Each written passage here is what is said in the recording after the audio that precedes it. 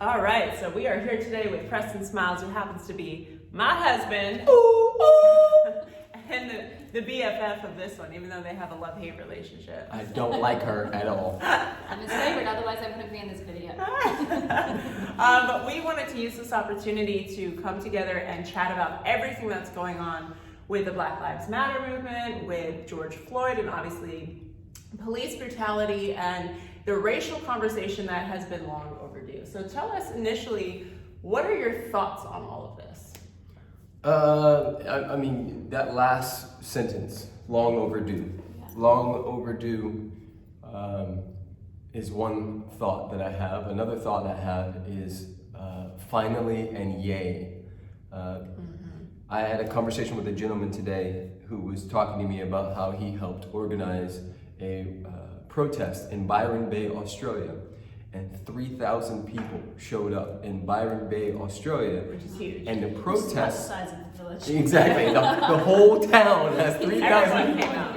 And it was led by the Aboriginal people Yes. of those lands. I love that. And to me, this is way bigger than just one man. Yeah. This is about a system that was set up to keep certain people down and to keep perceived power, and I'm using that word perceived because it's not actually powerful, Right.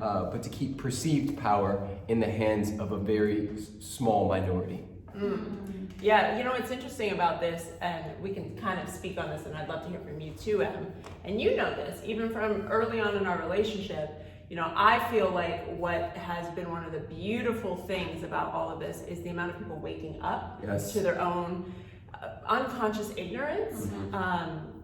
Even I'll say for myself, and I know for you as well, we've had conversations, we're in a book club around all this stuff and just really chatting about where our own ignorance lies within these issues.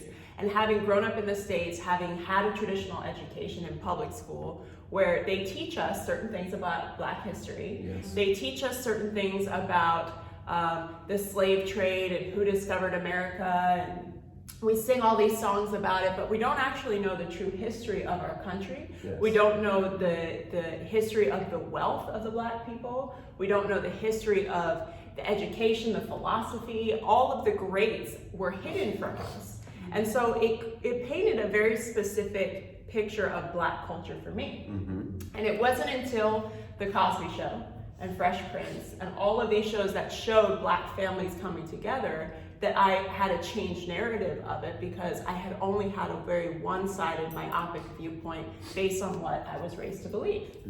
So it's interesting. I'd love to hear what you think about that, Em. Yeah, it's interesting for me, especially being a Kiwi in America and, you know, landing literally the day after George Floyd, you know, was murdered, and then this eruption. And it wasn't really until I met Preston and started becoming his best friend and his whole life and then, you know, moving to America and having some really close friends that are, you know, Black, that I was even exposed to, because we don't really have any Black people in New Zealand. We have obviously our own Indigenous people. So it's been so eye-opening to even be in this conversation, because I'm the epitome of white privilege. I'm a middle-class white, you know, blonde woman, growing up with most of the privilege that I think, like you said, we're waking up to. Because again, when you have the privilege, you don't have the viewpoint that you don't have to see. Like you don't know what you don't know Exactly. because you've never had to see Exactly. Can you guys do myself and the people watching and listening a favor and just tell me what privilege means to you? Because a lot of people will say, well, I'm not privileged, I have a tough life. Yes. My dad left when I was 7. Well, and I want to talk to that, because just because you have privilege of any sort doesn't mean that it denounces any of your hard times, the things you've been through, the struggles you've had. You know, I've had a lot of struggles in my life, but I still have never been basically pinned in a particular light because of the color of my skin. And that's how I perceive white privilege, is no matter what I've been through, no matter how many hardships I've had, no matter how much struggle and glass ceilings I had to break through, it was never because of the color of my skin.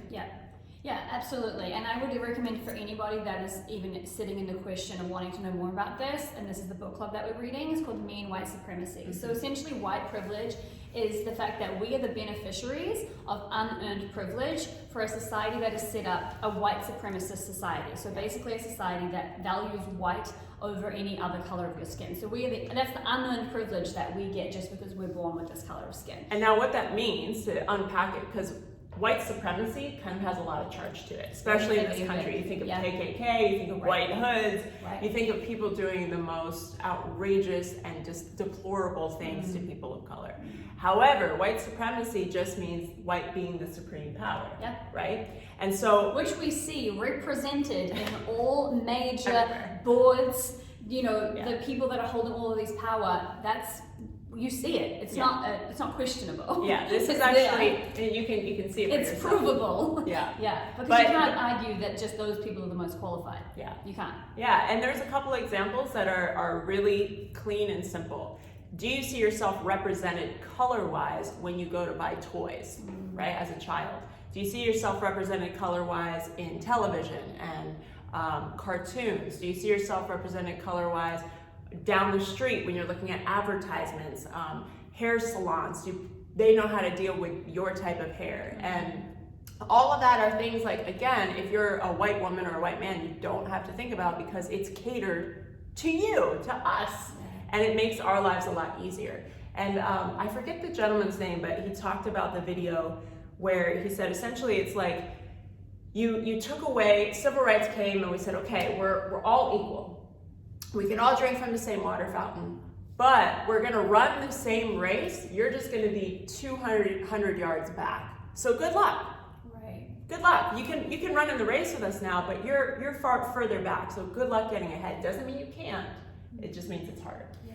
Yeah, and then when you add laws and private prisons and things that incentivize those at the top keeping certain people in certain places, it makes it very challenging and tricky. I think there's so much beauty to everything that's coming up right now, and I want to just speak to that because I personally, as a Afro-amazing man, feel very simultaneously held and am deeply proud of not just you two, but so many people who have gone the extra mile to actually learn, right? Just educate themselves on what they don't know that they don't know. And that is really beautiful. Yes, there's a lot of pushback and people who are clinging to these ideas and are, essentially, touting these blacks are looking for handouts and they're animals and they're X, Y, and Z, which is the same thing that's been, said for hundreds of years. And meanwhile, we built all of America, and while being, attacked essentially on all fronts, have still been able to create our own industries and our own culture. And I was really proud of Justin Bieber because you and I have had this conversation many times about appropriation. And for me, even Elvis Presley, right? People say, oh, Elvis, oh my God, look at his hips. He shook his hips, as if black people were doing that previously in music. Right? Justin Timberlake comes out, oh my God, look at him, he has so much style and swagger, as if Usher didn't exist right before then. Eminem comes out and raps, and you're like, oh my God, he's amazing. And all of these ways, and Justin Bieber spoke to this by saying, hey, I benefit from black culture. I literally look at it, steal it, and then I get bigger. While people who are just as talented don't. I think I'll leave it there. Well, and I do think that's a huge conversation. I think a lot of us benefit from the black culture, and we don't even realize it, again, because it's been so appropriated that it's just like, oh, that's just what we do. And we don't realize it. So again, it gets back to this point of education, and something that Em and I are very passionate about that we want to express and share to you watching, especially any of you who consider yourself white. Take time to educate yourselves. I cannot tell you how many people have reached out to me, I'm sure to you too as well. What do I do? Where do I start? It's like, have you ever heard of Google? Have you ever actually gone, well, hey, let me take this into my own responsibility and do some research, and there's an amazing resource we help put together, and that's on our Instagram, Anti-Racism for Beginners.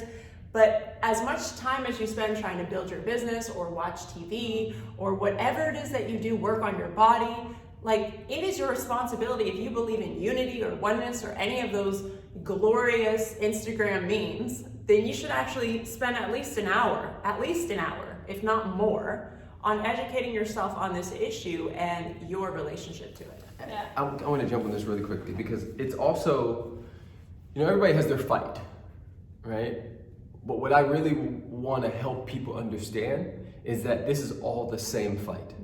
So we look at, and this is amazing and also tricky, right? Because we look at, let's say, the Me Too movement, and we say, oh, got him. It's all over because we got Harvey Weinstein. Okay. Well, it's much bigger than that, Yeah. and much deeper than that. Yeah. And so, pedophilia, the same people who believe that Asians are not good enough, or Mexicans, or Hispanics, or women are less than, and equal pay, and all of those things, it's all deeply connected. It's the same system running throughout our entire world, not just the United States of America, which is why millions of people all over the world are stepping forward and saying enough is enough. Yeah. And so if you are on the fence, I just want to remind you that whatever you care about, whether it's the dolphins, whether it's, getting chemicals out of the makeup industry, whatever you care about, I guarantee you that what we're talking about is connected to that as well. Yeah, that's a big point because it's about a certain group of people asserting dominance over fill in the blank. Yeah.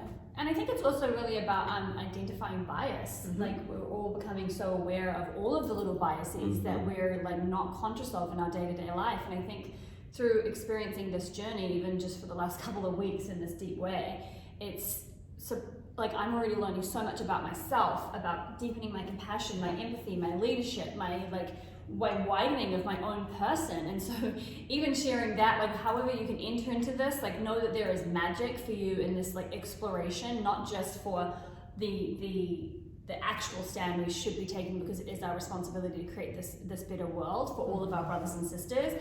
But I guarantee you there is so much you're going to learn about yourself and building a stronger community and connecting to people in a more powerful way, which is going to just amplify every other area of your life as well. Because that's been something that I've been learning and growing through so much true. as well. And I think as well, just kind of skipping back to where we're talking about privilege, it's the reality is that we've been speaking a lot about this work, which is, there's something really great shared on social media the other day about this work is nervous system work too. And this is a marathon, not a sprint, right? Social justice is a marathon, not a sprint. And This isn't just 1 week of posting on yeah, Instagram. exactly. This isn't just 1 week of posting. And it's also about, that is, for anybody white listening to this, or white presenting, which is a new term that I've learned,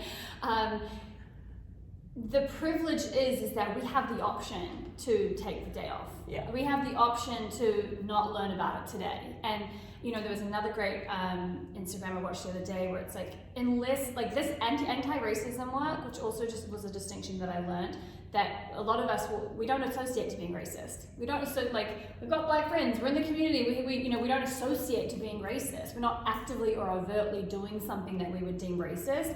But a really powerful distinction for me was realizing that unless we are actively and consciously, overtly learning, growing, advocating, doing the uncomfortable emails, having the uncomfortable conversations, if we're not doing the anti-racist work, we are racist by default. And that's really big to sit in. Yeah. So this is uncomfortable work. It is awkward. It is being, and the video that that lady was saying is, unless you have been uncomfortable, unless you've been inconvenienced, unless you have been outside of your comfort zone, you have not been doing enough. Yeah, you haven't stepped all the way in. Yeah, you haven't been doing enough to create the change. Huge. That's huge. Let's talk about that in the sense of, and I know we've had offline conversations about this, but we're all leaders in our industry, coaches, personal development, business.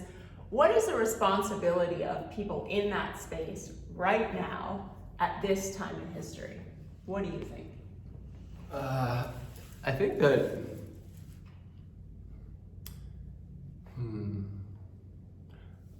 I'm cautioned to say what they should be doing, but I just want to hold the mirror up to all the quotes and things that they have been posting. Right? So if, for the last 3 years, you've been saying, be brave. You've been saying, I care about humanity. You've been saying X, Y, and Z. No excuses. At this time, make no excuses. Life is outside of your comfort zone. Exactly. Then here's an opportunity for you to step forward and actually live people, planet, profit. Right. We're not saying you don't get to make money. Right. We're saying, how about you stand for something? How about you actually be the thing that you've been talking about when everything was nice and boxed up and perfect in your little world, right? Your world, the world that all of us, many of us have experienced is always to some degree not comfortable. Yeah. And so the invitation is for you to get even a little bit uncomfortable. We're not asking you to put this whole thing on your shoulders and be the next Martin Luther King or Gandhi. We're asking for you to be brave enough to share even when your voice is shaking. We're asking you and calling on your humanity for you to open your heart and step forward and step in. We're asking for you to be willing to lose followers for something you truly stand for. Yeah. Because a lot of people are trying to play the middle, and they're afraid of getting it wrong, which means you believe there's a right, which means that maybe you shouldn't be leading in the first place. Right. Because there is no right or wrong, there is only bravery. There is only, am I standing for something called love? And if so, I'm willing to take arrows for that thing. Yes, let's speak to that, because I know that that's been a huge thing, Massive. especially for everyone that's been messaging us, even in our community with our friends and our people, and for our own learning, this fear of getting it wrong. Because, and this, I shared on my Instagram the other day, it's like, we can't expect ourselves to get a conversation that we've never had right. Like, we're all learning. And I think something that needs to be said as well is, Black people, right? Because also the term Black, I know that sometimes makes people uncomfortable, but like right now we're talking about Black Americans, right? Because not everybody is African descent. African American isn't necessarily the term, but I know sometimes even for me, I was like, are we supposed to be saying Black? It wasn't until I, had a conversation with Sienna, who sort of informed me. But they're not a homogenous, just like we are. Like, you can't say white people think this all one way. Like, look at how drastically different all white people think, even from like Republican to Democrat to liberal to like, it's all different. Yeah. So it's the same thing in the Black culture. Yeah. So I think, like, again, something that we've been sharing is like, just like this conversation is a micro of a macro, like critical thought and checking in with. Learn from all the inputs that you're seeing, following the Black educators, following and educating yourself, reading the books, and then sit with, what is my voice to this? Because it's that will then empower all of us and empower you to feel trusting of your own voice. Because we're allowed to have our own voice in this too, whilst we are really passionate about highlighting all the Black anti-racist workers. But again, trusting yourself to be able to make that stand, because you can't get it wrong. Because you could say it right for Preston and wrong for the other Black person over there. So it's. And we were talking about this offline too. It's like this idea. There's a huge idea of people pleasing in this. Yes. It's like, okay, I want to front face get it right so that I don't lose followers, so that people say, yay, you care and you're educated. But again, leadership is about vulnerability as well. And I think that's the piece that we're missing here is people want to be like, look, I am the next MLK. I've done the work. And it's like, meanwhile, you just woke up to this 2 days ago. Literally. Versus going, hey, I'm so new to this conversation. I don't know what to say. But I do know that Black Lives Matter. I do know that I care about X, Y, and Z. I do know that I'm taking a stand for this. And I think there's a pervasive story underneath this that kind of goes throughout all of history, no matter what color you are, is that like people pleasing and not being really grounded in your own voice and your own beliefs. And I think because we've lacked critical thought for so long and we've kind of just listened to whatever leaders in front of us and gone, oh, I'm supposed to care about that? Right. Okay, I care about that now. Great, okay, let's talk about it. Versus going, what do I actually care about? Where does my heart sit on this issue? there's been a lot of videos against the Black Lives Matter movement, and people are sending that to us. What do you think about this? I'm like, well, what do you think about this? Like, don't ask me what I think about this. Yeah. Have your own thoughts. How did it make you feel inside? And I think that's something that we all have to consider when there's a lot up right now in the world. We've got political agendas up, we've got a lot of money on the line with, COVID happening, and then this happening, and it's like businesses are scrambling. Yeah. Everybody is at a breaking point right now. And it is so imperative that we as leaders, humans, women, men, whatever you identify as, it's imperative that you sit in your own heart and go, okay, what matters right now? Like, yes, money's important, but like, what actually matters in my heart? And how can I utilize my voice, my platform, my education, my connections, my money, whatever it is you have, how can you utilize what you have and step into your own leadership? And it doesn't have to be on a stage. It just has to be that you're standing for something. Yeah. So let's talk about what? There's so much. I mean, I would love to speak about just kind of highlighting what this is really actually about, because I think that in the media, and it has been so amazing and heartwarming, like I saw in March in New Zealand, and everyone's starting to unearth their own individual countries' biases and racism, which is so huge. Powerful, like in Australia with Aboriginals. It's so amazing to see, and I love that is happening worldwide, because again, this isn't about George Floyd, and Breonna Taylor and Ahmaud Arbery and all of these just merciless, senseless murders of these Black American people. And so many others, by the way. So many others. And the thing is that, and that was in the Trevor Noah video, it's like, these are just the ones that have died, that have made it to the TV, right? Like, think about how many, and even just over the last couple of weeks, there's been numerous people who have died that have not made the TV, just in the riots and been killed by a white supremacist store owner. There's so many, and there's so much. And so I think it's important to highlight, because there's so much George Floyd attention, that this isn't about George Floyd. This isn't just about these people. It's about the system. It's about how deeply rooted this is. It's about and there was another video I watched last night, was talking about the police, how they have actually almost like arrests as like a KPI. So it's like at the end of the month they haven't made enough arrests, and they were saying, we're not going to go to some middle class, like in the middle of Manhattan, because that person's going to call the mayor straight away, right? We're going to go to the underprivileged, the societies. He said the most vulnerable. The most vulnerable, populations. So it's about the police brutality, it's about the systemic oppression, it's about so much more, which is, I think, really important, because a lot of it has felt very George Floyd centric, and it's not about just that. Yeah, he was the spark that set it off, because we were forced as a country to watch a person die. Oh, can I just share what happened? I shared it with you at the park yesterday, because this is again about like how early it starts. We were in the park yesterday, and tell you this was crazy. There was this couple of kids playing, and there was like, this guy looked, he was probably like 7, but he was, I don't know what nationality he was, but he was sort of like brown, if that's appropriate to say, still learning. But anyway, they were tumbling down the hill, and the girl was on the ground, and he put his knee on her neck, and he said, "I'm a cop," and he put his knee on her neck. I felt like sick. I was just like, I cannot believe, like that's how it starts, how early this starts to embed in the culture. I was just like, oh, I can't believe that is where it's like, it was just so brutal. But just so not aware of the fact that like, this is the subtle insidiousness of like when we start to get cultured and socialized into these biases.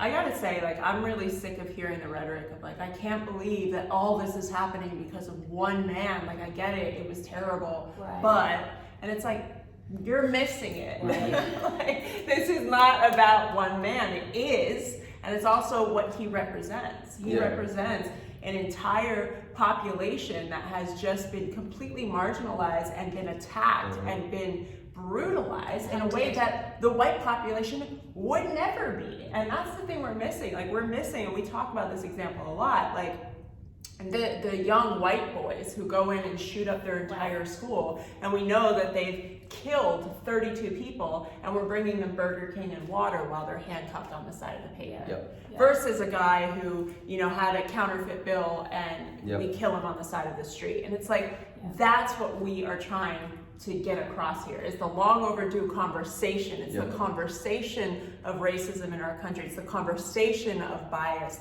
It's the conversation of marginalizing a certain group of people because of how they look. It's the conversation that a lot of us weren't even willing to look at within ourselves of like, oh shit, I have a bias. Like I didn't even realize I cross the street when I see a group of black men, right? It's like, that's what we're looking at. Yep. And I think a lot of us, thank God, are waking up to that conversation within ourselves. We're having a sense of humility around it. We're willing, we're here, we're listening, we're ready to educate ourselves and take action. But there's still a huge group of the American population, which you talked about, they're afraid because systems are changing. And there is something to that. Yep. I want to add, and I know we're wrapping up here, but I just want to add that one of the ways and the tactics to sort of close one's heart is to say, well, what about black on black crime? Black people kill each other even more, so this doesn't matter. Why don't they go deal with that themselves? And yeah, you're right. However, ask yourself why black people would be killing themselves. Why? What kind of, using Maslow's hierarchy of needs, what would be happening? And when did that start? Because a lot of you, what you don't know is a few things. One, white on white crime is the highest. Asian on Asian crime, highest. Hispanic on Hispanic crime, highest. Black on black, highest. Why? Because it's based on location.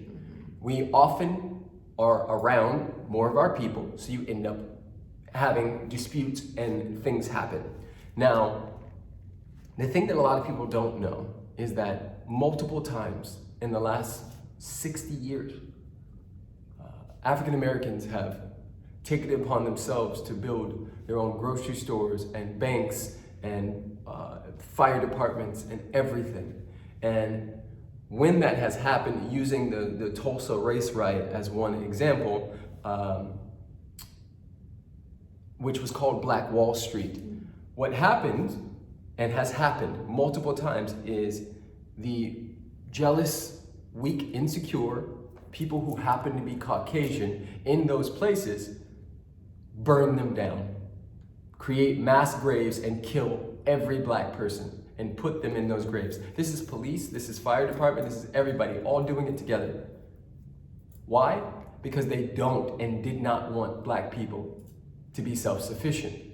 And so if you keep doing that, and then you keep putting our dads in chokeholds, if you keep killing Tamir Rice's and Trayvon Martin's, then you're gonna have a lot of broken families. Yeah, a lot of trauma.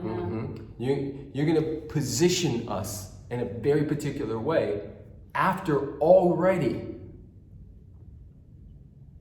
years and years of rape and pillaging and free labor. That's gonna have an effect. I am 40 years young, and I remember when rap was conscious, and then there was a point when it wasn't anymore. There was a group called X-Clan, there was a rapper named Special K, there was all these different conscious rappers back in the day. And then all of a sudden, a new type of rapper was being paid a lot of money to say a certain thing. Well, what I didn't know in the 80s and 90s was that was right when private prisons were being introduced. And some people at the top said, how do we get these prisons filled? How do we make sure that we can get free labor again, since we can't just enslave them? 13th Amendment. There we go. And so we'll figure out a way to put them in jail. We'll drop crack cocaine into their neighborhoods. Yeah. We will assassinate every black leader they have, or we'll frame them and put them in jail. We will put our foot on the neck of their entire community and then feed them propaganda about who and what they are by using pawns like a game of chess to annihilate them so we get our free labor. And so when you hear these things and these statistics, one, you can make statistics mean anything for you. Yeah, you can have it paint the picture that you want based on how you position it. And two, all you have to do is really, really look at our history. You have to ask yourself, would the children of Beverly Hills have poisoned water like the kids of Flint, Michigan did? Right. Would that last for months and months and months? Would they allow the children of Beverly Hills to drink poison water? No chance. Yeah. But the kids in Flint could. Yep. What is that? What's that about? There's a lot to this conversation. And It goes so deep. But again, And this it's is just why. a spring off and a spring off and a spring off. This and a is spring why off. it's so important. Yeah. We have to educate ourselves in order to empower ourselves. yes, And the big thing that we wanted to remind any of you that are excited about this and feeling the momentum of this and feeling purposeful around this is continue to empower yourself so that your voice really reverberates and cuts through a lot of the noise. And that's a big part of this, because it's one thing to like take a screenshot and reshare a meme and what somebody else posted, but do your own research and really look into this. I mean, you know, even just something as simple as the looting and how many people are like bashing people for looting. It's like, we're the biggest looters that there are. Like, we And a stole lot this of it isn't country. even the people that are protesting. Right. Anyway. We stole this country from the Native Americans, and we stole black people from Africa and the Caribbean and said, hey, free labor, build our country. yeah. Like, we're the biggest looters around, number one. Number two, we're not seeing the videos of all the white people looting all the stores because the media is painting a very particular picture. So do your research, empower yourself, and know that not everything that you consume is the truth. It's a position truth. It's a piece of a larger story. But get more of the story before you take action and talk. Yeah, discernment and critical thought always. Yeah. All right, love you guys. Thanks for tuning into this. Hopefully this illuminated something for you. We just wanted to share kind of the conversations we were having and on the back end with you guys. So, yeah. Peace. Peace, harmony, and justice.